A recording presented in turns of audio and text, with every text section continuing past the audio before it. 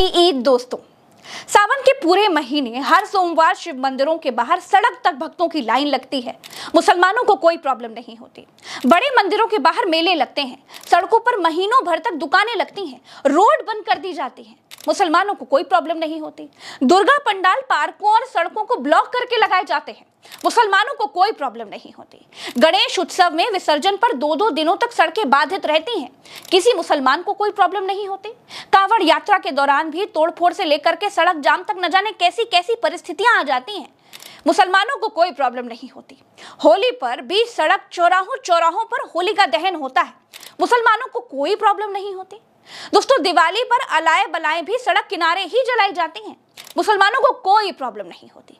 शोभा यात्रा, राम डोल, गणेश विसर्जन, दुर्गा विसर्जन और ना जाने क्या क्या, हमारे त्योहार सड़कों के बिना हो ही नहीं सकते। क्या हम लोग ये सब त्योहार अपने घरों के भीतर मनाते हैं? नहीं ना। त्योहार तो छोड़ दीजिए दोस्तों, हम हिंदू लोग बारात लेकर के भी 2-2 घंटे सड़कें जाम करके सड़कों पर ही नाचते हैं। लेकिन किसी मुसलमान, किसी मौलाना ने आज तक ये नहीं कहा कि आप बारात घर के भीतर ही नाचिए। होलिका दहन करना है तो अपने घर के भीतर करिए। इस देश में 20% आबादी वाले मुसलमानों को 80% आबादी वाले हिंदुओं के त्योहारों से कोई दिक्कत नहीं है। लेकिन 80% हिंदुओं को बरगलाने वाले, उनको भड़काने वाले संगठनों को मुसलमानों की ईद से भी दिक्कत है। दोस्तों, मुसलमान रोज सड़क पर नमाज नहीं अदा करता है। हर शुक्रवार सड़क पर नहीं बैठ जाता है। ईद वाले दिन कहीं कहीं नमाज अदा करने वाले सड़क तक आ जाते हैं और साल में एक दिन सड़क तक आ जाने का कारण है। देखिए, रोज सारे मुसलमान नमाज अता नहीं करते, या फिर यूं कहें कि मस्जिद आकर के नमाज अता नहीं करते।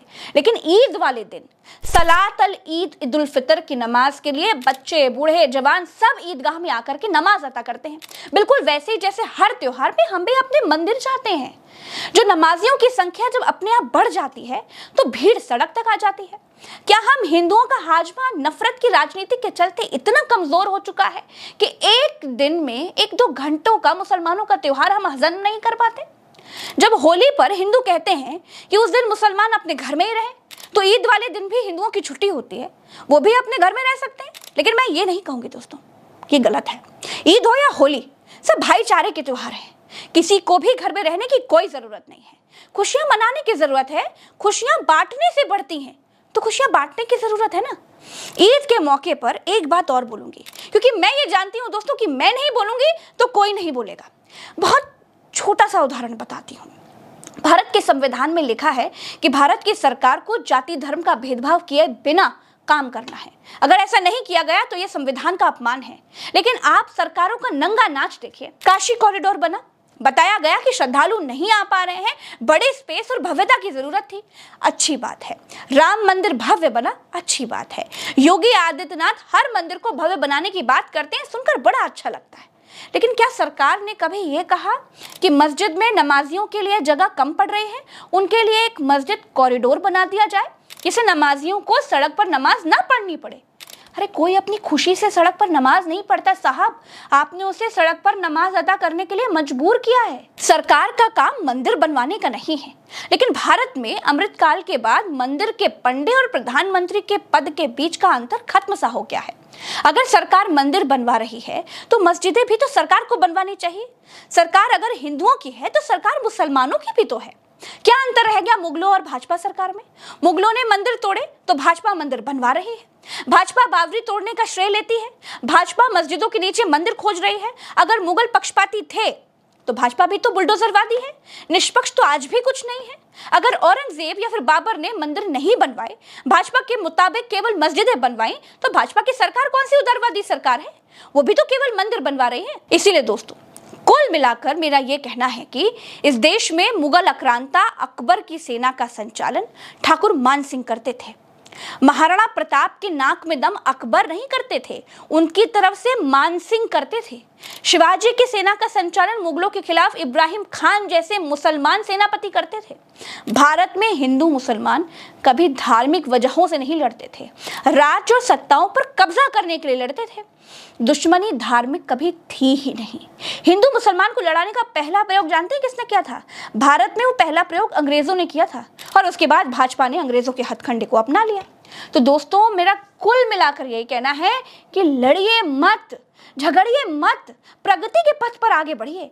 भाजपा ने मध्य प्रदेश में बेरोजगारी शब्द को बदलकर आकांक्षी कर दिया है, यानी मध्य प्रदेश में अब कोई बेरोजगार नहीं है, जो है सब आकांक्षी है। यह है भाजपा का बेरोजगारी दूर करने का तरीका। जिनके पास कोई विजन नहीं है वो भारत को सपने सुहाने 7 रंग के दिखाते हैं। रुपया गिर रहा है, अर्थव्यवस्था खिसक रही है, महंगाई बढ़ रही है, लोगों को हिंदू मुसलमान में उलझाकर भाजपा कुछ दिन में बेरोजगारों की तरह इन चीजों का नाम ही बदल करके कुछ रख देगी और हो जाएगा हर चीज का समाधान। बेरोजगारी का नाम बदलने वाला मूर्खतापूर्ण कदम आखिर भाजपा की सरकार ने क्यों उठाया? मध्य प्रदेश की भाजपा की सरकार को ऐसा क्या पड़ा कि बेरोजगारी शब्द बदलना पड़ गया? वो मैंने अपने दूसरे चैनल उल्टा चश्मा यूसी पर मैंने कर रखा है, वहां पे जाकर के मेरी रिपोर्ट आप देख सकते हैं। लेकिन आखिर में यही कहूंगी दोस्तों, आपको ईद मुबारक। ये ईद आपके जीवन में खूब सारी खुशियां लेकर के आए। हिंदू और मुसलमान दोनों को एक दूसरे से कोई दिक्कत नहीं है, लेकिन इस सरकार को पसंद नहीं है कि हिंदू और मुसलमान बिना किसी दिक्कत के आपस में मिलकर के रहें। वीडियो को आखिर तक देखने के लिए बहुत बहुत शुक्रिया दोस्तों। मैं अपने हर वीडियो की एक एक लाइन में काम की बात करती हूँ। मैं वीडियो बहुत लंबे नहीं बनाती, बिना बकवास सीधी बात करती हूँ ताकि आपके दिल तक वो बात पहुंच जाए और आपको आसानी से सब कुछ समझ में आ जाए। इसीलिए चैनल को सब्सक्राइब कीजिएगा। मुझसे यानी आपकी प्रज्ञा से आप सब इतना प्यार करते हैं, उसके लिए खास तौर पर तहे दिल से धन्यवाद। खास तौर पर मेरे विदेश से मेरे जो प्यारे भाई बहन मेरे वीडियोस देखते हैं, उनका भी तहे दिल से शुक्रिया। हैप्पी ईद। कोई बात नहीं, अगर आप इस बार ईद पर घर नहीं आ पाए, कर्म जहां ले जाएगा, हम भारतीय उसी जमीन पर अपनी ईद मना लेंगे। नमस्कार।